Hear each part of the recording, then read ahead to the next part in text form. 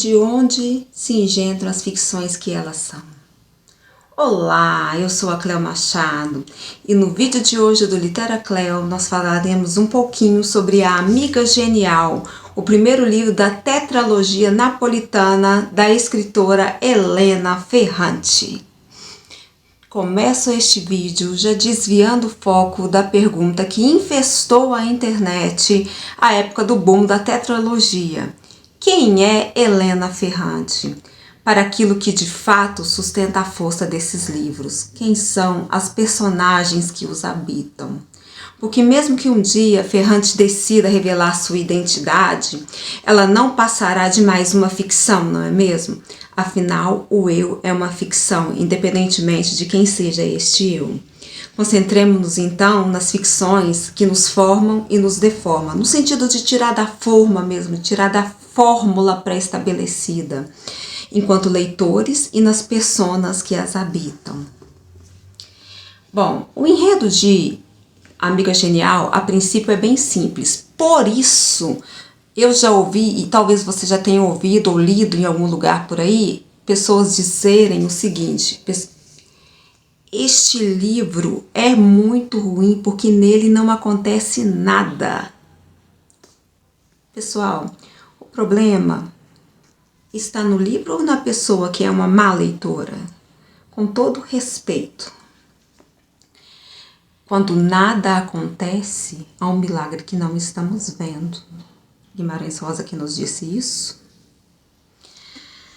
Então, gente, aqui entra aquela velha história que os professores de literatura tentam nos ensinar há muito e muito tempo. Mais do que o que se conta, importa-nos o como se conta. Aparentemente, você pode dizer, numa leitura superficial, numa leitura rasa, que não acontece nada neste livro, mas está acontecendo tudo. Está acontecendo a formação de duas jovens, de duas mulheres, a criação de duas mulheres perpassadas por lutas inimagináveis. E essa formação dessas duas mulheres acontece ao mesmo tempo da formação e deformação de um bairro de Nápoles. Então, vocês precisam entender, eu também preciso entender enquanto leitor, que quando as pessoas dizem que não está acontecendo nada, talvez o problema não seja o livro, talvez o problema seja a pessoa que não tem um olhar de leitor educado, tá? Um olhar para perceber o que está acontecendo e para perceber os engendramentos estéticos que são feitos na obra para que ela se legitime como obra literária propriamente dita. Então vamos lá? Ao receber a notícia de que sua amiga de uma vida inteira havia desaparecido, Leno, eu só consigo falar Lenu, mas não tem um acento, né? Não tem um acento que eu digo não é um acento riscado, não tem um acento na palavra, né? Não é um acento gráfico, eu tô falando o acento da própria palavra, enfim. Decide Leno de Helena, tá? O nome da personagem é Helena Greco. E a sua amiga da vida inteira desaparecida seria a Rafaela, chamada de Lina por todos, mas por ela de Lila. E aí, ela decide ligar o computador e escrever cada detalhe da história que partilha com essa amiga. E ela descobriu que essa sua amiga tinha desaparecido do seguinte modo. O filho dessa amiga de 40 anos ligou para ela e falou que a amiga falou assim: olha, minha mãe desapareceu. Até aí tudo bem. Depois do até aí tudo bem, nada do que vem seguir pode indicar um tudo bem realmente, propriamente dito, não é mesmo, pessoal? Ela estava desaparecida há 2 semanas e só então o gênio do filho decidiu ligar para a melhor amiga para dar essa notícia. Quando interrogado pela amiga da mãe, né, a Leno, se ele havia procurado no guarda-roupa, o mais básico, né? A pessoa está desaparecida há 2 semanas, você vai olhar no guarda-roupa se tem alguma peça dessa pessoa lá, algo, se ela deixou algo, não tinha nada. E aí ele foi fazer a ronda pelo resto da casa, ela havia levado tudo, ela havia tirado qualquer vestígio de sua existência. Por exemplo, nem as certidões certidões de nascimento dela e nem do filho, né? Esse filho de 40 anos, que aparentemente, eu não sei como que ele sobreviveu até os 40 anos, porque pelo visto não sabia se virar, a mãe, né? Porque basicamente nossa função na sociedade é cuidar de homens, é para isso que servem as mulheres, né? Muito difícil lidar, viu? Muito difícil, pessoal. Mas então ela fica sabendo que a sua amiga desapareceu, então decide escrever, ela fala assim, dessa vez ela não vai vencer. Bom, dessa vez ela não vai vencer, então a gente já percebe aí por que vencer. Havia uma competição entre elas, uma competição implícita, ao que nos parece. Ela fala dessa vez ela não vai vencer e liga o computador e começa a escrever a história das duas. E aí, neste primeiro livro da tetralogia, nós temos aqui eu acho que, ó, nós temos aqui nesse primeiro livro a história da infância e adolescência de ambas as personagens principais do livro. A narradora, a Lenu, ou Lenu, que eu vou... Gente, no meu coração eu só falo Lenu. E da Lila, tudo bem? Amiga Genial, ele é um romance que narra, né, essa primeira passagem da vida de ambas. E elas crescem num bairro de Nápoles e são atravessadas por violência, miséria, afeto, competição e desejo. E a Amiga Genial, ela vai fazer todo esse trajeto dessas meninas, né? À primeira vista, a gente pode perceber uma coisa que fica bem assim, que já é jogado para cima do leitor no início da narrativa, a Lena já deixa isso bem claro pra gente. Que temos que a Lila é um tanto quanto, ela nos parece, um tanto quanto perversa.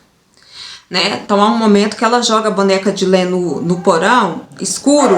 E na imaginação das duas, esse ambiente era povoado por bichos inimagináveis, né? E aí pensamos, este livro poderia se chamar As Travessuras da Menina Má, do Mário Vargas Llosa. Mas o título, Ser Amiga Genial, é desde já uma armadilha narrativa cuidadosamente construída por Ferrante.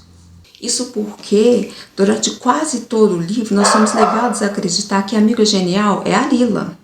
E não sem razão. Em um bairro que normaliza a brutalidade, sim, o machismo, ele é a lei, a ordem e a lei, né? As meninas não podem fazer nada, os pais batem, espancam, né? Esse bairro é cheio de pobreza, de medo. A Lila é aquela que reage. Ela pensa rápido, ela desafia as autoridades, ela devolve a violência recebida, ela joga pedra quando apanha, ela enfrenta professores, ela compreende a miséria moral dos adultos e se solidariza com quem todos odeiam. Em homens, essas atitudes são sempre louvadas, né, como coragem, e em Lila, elas são vistas como um perigo, como aquilo que é ruim. Porque, assim, a Ferrante tematiza essas coisas de uma maneira bem estética. Ela faz esse trabalho estético de uma maneira muito criativa, né? Ela vai tematizar, ela coloca na boca da própria narradora a tematização dessa situação desse machismo que costura a vida daquelas meninas, que costura e de certa maneira direciona o caminho pelo qual elas vão, os caminhos que elas irão trilhar ao longo primeiramente, ao longo deste livro, que eu tô falando do primeiro livro da tetralogia, não sei o que virá pela frente, né, pessoal? E essa genialidade da Lila não é apenas um traço de caráter, né? Ela é uma estratégia narrativa, como eu já venho falando.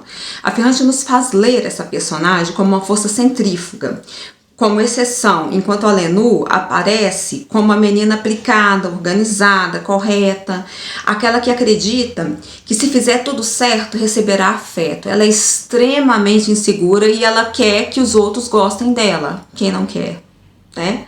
Todos nós precisamos de amor, todos nós precisamos de afeto. Mas essa leitura é contaminada, essa leitura que a gente faz, né, de que assim, de que elas estão em polos opostos, ela é bem contaminada. Porque desde o início, pela própria voz da narradora, a gente percebe essa contaminação e eu vou dizer a vocês o porquê. Acompanhem-me um pouquinho aí. Conhecer Lila da Lenu, o senso de complexidade humana. E gente, eu já assumi que é Lenu mesmo, é Leno, mas é Lenu e vai ficar sendo. E vocês tenham um pouquinho de compaixão no coraçãozinho de vocês, tá? Não deixa a maldade infectar vocês não, porque pra mim já é Lenu e pronto. Conhecer Lila, né, dá a Lenore assim, o acesso à complexidade humana, e junto com ela há um sentimento que passa a estruturar toda a narrativa, a inveja. A Lenore, ela quer a inteligência de Lila, ela quer ser como a amiga e passa a segui-la como uma sombra. No início, não, ela quer ser como aquela menina, que no início ainda não é sua amiga. E é essa insegurança persistente, silenciosa, que molda não apenas as escolhas de Lenore, mas também o nosso modo de ler essa narrativa, e modo de ler essa personagem e a narrativa propriamente dita. A Lenore, em determinado momento, ela afirma sobre Lila: ela sabia como passar dos limites sem nunca sofrer as consequências por isso. Ao final, as pessoas cediam, e mesmo a contragosto se viam forçadas a elogiá-la. É curioso que essa frase surja quando Lila justamente tente ultrapassar as limitações que lhe são impostas. Impedida de continuar os estudos após a 5ª série, ela anuncia que fará a prova de admissão mesmo assim. Não é excesso, né? É resistência. E ainda, voltando lá no episódio em que a Lila joga a boneca da Lenore no porão, a gente tem assim... Tem uma lição, talvez, uma lição narrativa para a gente aprender, para a gente tentar puxar desse episódio. A Lila joga a boneca da Leno no porão. A Leno repete o gesto. Quando descem ao porão para buscar suas bonecas, elas não estavam lá. A Lila atribui o roubo a Dom Achille, uma figura mística e temida do bairro, e decide enfrentá-lo, decide ir até a casa dele buscar as bonecas. Ela fala com aquela menina que a seguia durante, né, que brincava próxima a ela, não com ela. Elas brincavam próximas até aquele momento, mas não eram amigas. Aí a Leno vai atrás, de mãos dadas, elas sobem as escadas. Ali, nesse ato, nesse gesto de ir até a casa do mais temido do bairro, todos tinham pavor dele, do Dom Achille. Subindo aquelas escadas, segundo a narradora, é nesse momento que a amizade propriamente dita entre as duas se inicia. O Dom Achille parece não ser o monstro esperado nesse episódio. Ele dá dinheiro às meninas e manda que elas comprem bonecas novas. E fale assim, lembre-se de quem foi que lhes deu o presente. Isso me lembrou tanto de O Poderoso Chefão, gente. Ele fazia as coisas pelas pessoas e era o padrinho, ou seja, as pessoas tinham de ficar gratas, não é mesmo? Com esse dinheiro que elas ganham para comprar as bonecas, a Lila compra o livro Mulherzinhas. E ele vira um pacto silencioso entre as duas, guardado na casa da Leno, porque na de Lila seria um motivo de fúria paterna. Ele não podia nem ver nada relacionado à leitura, porque já estavam em um problema, porque a menina queria continuar estudando, e a família falava que precisava dela para ajudar a mãe nas tarefas de casa, dentre todas as outras coisas, porque as meninas já são criadas para ajudar as mães nas tarefas de casa, para casarem, para terem filhos, para continuarem esses ciclos. As meninas não são criadas para estudarem e almejarem coisas diferentes na vida, não é? Quando eu disse que a figura de Dom Achille, ela era um pouco complicada, né? Ele parecia não ser o monstro que pintavam. Isso é algo que a narrativa ela vai traçando e borrando a imagem das personagens, traçando e borrando. Isso é uma coisa fantástica. Só um bom escritor consegue fazer isso. E há quem diga que não está acontecendo nada numa obra que faz isso de maneira magistral. Fico chocada. Não sei se vocês também ficam. Só muito tempo depois, né, quando as meninas já eram adolescentes, e bem depois do Dom Achille ter sido assassinado, Lina e Lenore descobrem o motivo real do medo que os adultos tinham dele, o envolvimento com o contrabando e mercado negro. Aquilo que na infância parecia pura monstruosidade, uma coisa mítica até, ele seria um ogro das fábulas, né? Ganha contornos históricos, econômicos, políticos, sociais, né? Esse deslocamento de sentido, ele é central no romance. A Ferrante faz o tempo todo esse movimento de revisão, como eu disse. Ela traça o perfil dos personagens, borra esse perfil, reconstrói outro perfil e borra de novo esse perfil. Porque é assim que a gente vai se construindo, se reconstruindo, se desconstruindo. Esse eu que está sempre em formação, ele é construído e desconstruído ao longo de toda a nossa vida, né? Nessa perspectiva, o trabalho da Ferrante nos mostra que o que era terror infantil reaparece como engrenagem social, que parecia caráter individual, revela-se uma estrutura.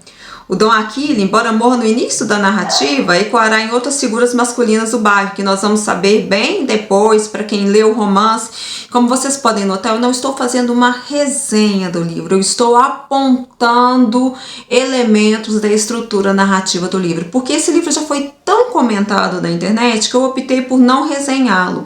Eu optei por pautar alguns detalhes que eu achei interessante e com foco principal em como se constrói e se desconstrói essa ficção aqui que chamamos de eu.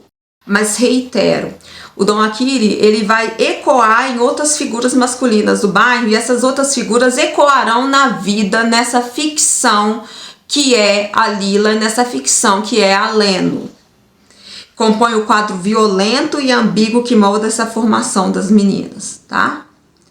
Assim, o bairro violento, masculino, desigual, funciona como uma sombra constante sobre as meninas, moldando seus gestos, seus medos e suas ambições. As pessoas não são nunca uma coisa só, né, gente? As relações que nos constituem tampouco o são. Como diria Guimarães Rosa, tudo é e não é. E só muito lá bem pelo fim do livro, no dia do casamento de Lila, que a armadilha do título se revela. Em um diálogo breve, quase casual, descobrimos que a amiga genial do título é como Lila chama Leno. Ela fala: você é minha amiga genial, precisa se tornar a melhor de todos, homens e mulheres. Esse momento reorganiza retrospectivamente toda a leitura que a gente faz. Nós percebemos que Lila influenciou não apenas as escolhas de Leno, mas também o nosso olhar enquanto leitores. Infectados pela insegurança da narradora, nós somos incapazes de perceber por conta própria a genialidade da Leno. Só conseguimos vê-la quando Lila a nomeia. No fim, A Amiga Genial não é apenas uma história de amizade, mas um romance sobre como somos formados e deformados pelo olhar do outro, pelas nossas escolhas, pelaquilo que nos conforma socialmente, pela nossa falta de escolha, que também acontece, pela sociedade patriarcal, pela sociedade capitalista, pelos processos sócio-históricos, né? E aí essas narrativas nos ensinam a duvidar até mesmo das nossas próprias capacidades. Amiga Genial é um livro que nos obriga o tempo todo a reler o que pensamos ter entendido. E é esse processo que eu disse que a Ferrante faz de traçar uma linha e em seguida borrá-la, é o processo que nós vamos aprendendo a fazer enquanto lemos esse livro. A gente faz uma leitura e depois a gente volta. Peraí, eu não li isso de maneira justa. Não li essa personagem de maneira justa. Mas os homens, a maioria dos homens a gente vai ler de maneira justa sim. São péssimas. Os homens, ela demonstra os homens de maneira, ela relata, ela não tem, como eu posso dizer, ela não tem medo de criar personagens masculinos tal qual eles costumam ser. Péssimos, escrotos, chatos, insuportáveis, machistas, tratam mulheres como objetos de troca, tratam mulheres... Pessoal, há um espelhamento aqui. Eles tratam as mulheres como se elas fossem o lucro que eles ganham, o lucro que eles deveriam ganhar na sociedade capitalista. É isso. É isso que eles esperam das mulheres. Você é o lucro que eu espero obter. Se não for da maneira que eu quero, não vai funcionar. No fim, a gente volta aqui àquela pergunta inicial, a pergunta com a qual eu comecei este vídeo. Quem é Lila? Quem é Leno ou Lenu? E quais são as ficções que permitem continuar existindo dentro de um mundo, que permitem a elas e permitem a nós continuarmos existindo dentro de um mundo que muitas vezes parece insustentável? Essa é uma pergunta que o livro não nos responde. E é justamente por isso que nós vamos para o próximo livro, logo, bem em breve, né? Que eu já estou ansiosa para ler o próximo livro da tetralogia napolitana. Eu duvido muito que ele vai me responder essa pergunta, porque viver aprende-se vivendo, não é mesmo? A quem me acompanhou até aqui, eu deixo o meu muito obrigada. Espero que vocês tenham gostado das pequenas, poucas reflexões que eu fiz sobre a Amiga Genial.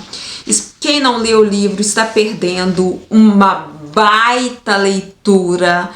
Eu espero que vocês tenham a oportunidade de ler este livro.